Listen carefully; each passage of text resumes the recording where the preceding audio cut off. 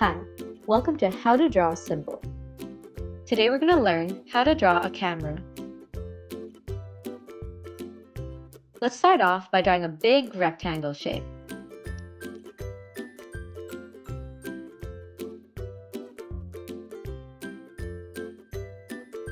Then, draw a circle in the middle like so.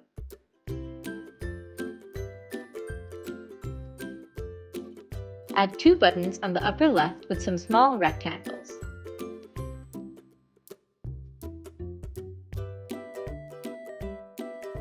And then another rectangle on the upper right for the flash.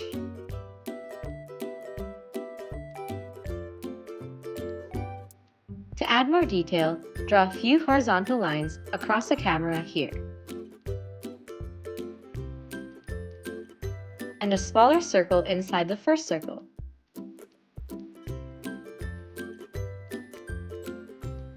Followed by two small ovals inside that circle to make it look shiny.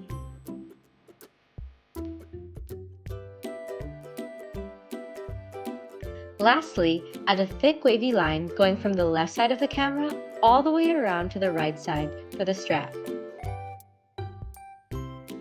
And now you've got a camera.